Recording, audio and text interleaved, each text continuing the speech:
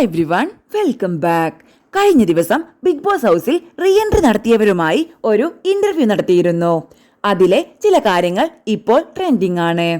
എങ്ങനെയുണ്ടായിരുന്നു re entry എന്ന് ചോദിച്ചപ്പോൾ ബിൻസി ഉച്ചത്തിൽ പറയുന്നുണ്ട് അടിപൊളിയായിരുന്നു എന്ന്.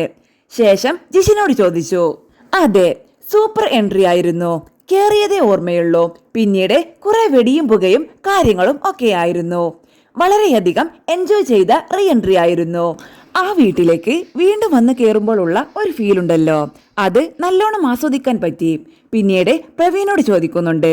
പ്രവീൺ എന്തൊക്കെയോ പറയണം, ചെയ്യാൻ പറ്റിയില്ല എന്നൊക്കെ പറഞ്ഞിരുന്നു. ചെയ്യാൻ പറ്റിയോ? ഓ, അങ്ങനെയൊക്കെ ഉദ്ദേശിച്ച വന്നേ.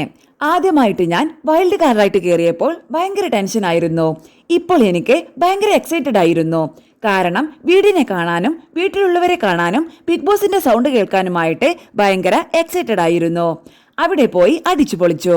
എല്ലാവരുമായി ഒരുപാട് സംസാരിച്ചു. പോയ ആളുകളെയൊക്കെ മീറ്റ് ചെയ്തു. ഭയങ്കര ഫണ്ണായിരുന്നു. അടിപൊളി എക്സ്പീരിയൻസ് ആയിരുന്നു.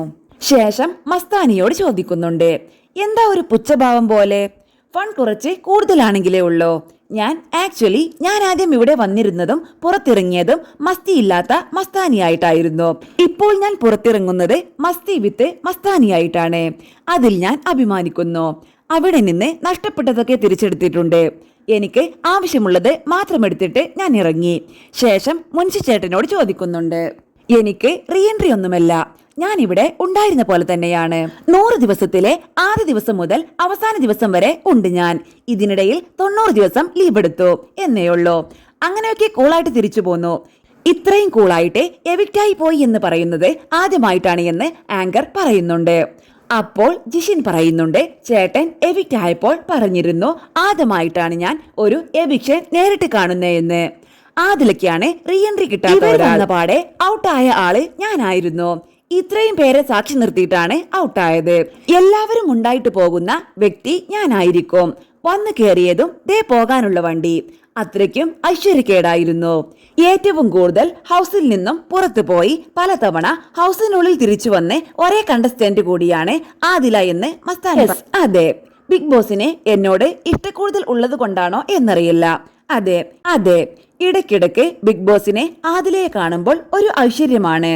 പിന്നെ ബിഗ് ബോസിനോട് തർക്കുത്തരം പറയുന്ന ആളാണല്ലോ. ഇപ്പോൾ ബിഗ് ബോസ് സങ്കടത്തില്ല, ആ കൗണ്ടർ ഇല്ലാഞ്ഞിട്ട്. ശേഷം സരിക ചേച്ചിയോട് ചോദിക്കുന്നുണ്ട്, എത്ര കോസ്റ്റ്യൂം മാറിയെന്ന്. ഞാൻ വിചാരിച്ചു ഏറ്റവും കൂടുതൽ കോസ്റ്റ്യൂം മാറ്റാം. രാവിലെയൊന്ന്, ഉച്ചക്കൊന്ന്, വൈകിട്ടൊന്ന്, ഇങ്ങനെ ഒരുപാട് സങ്കല്പങ്ങളുമായിട്ടാണ് വന്നത്. പക്ഷെ ഞാൻ തോറ്റു തുന്നമ്പാടി. ഞാൻ മാത്രമല്ല, എനിക്ക് തോന്നുന്നു കേരള ജനത ഏറ്റവും കൂടുതൽ ഞെട്ടിപ്പിക്കുന്ന ഒരു ഡ്രസ്സ് മാറ്റലായിരുന്നു. തൃശൂർ പൂരത്തിന് പോലും ഇത്രയും കുട മാറിയിട്ടുണ്ടാവില്ല എന്ന് ആങ്കർ പറയുന്നുണ്ട്. ശേഷം ബിൻസിയോട് ചോദിക്കുന്നുണ്ട്, ഞാൻ ഓഫ് കോഴ്സ് ഒരുപാട് സ്വപ്നം കണ്ടുവന്ന് ലാസ്റ്റ് 14 ദിവസമേ നിൽക്കാൻ പറ്റിയുള്ളൂ. ശേഷം എവിക്റ്റായി. ലാലേട്ടനോട് ഒരു നാണവുമില്ലാതെ പറയുന്നുണ്ട്, ഒരു നാണവുമില്ലാതെ എന്നെ പറഞ്ഞു വിടാതിരിക്കാൻ പറ്റുമോ എന്നൊക്കെ. കൊല്ലാണ്ടിരിക്കാൻ പറ്റുമോ?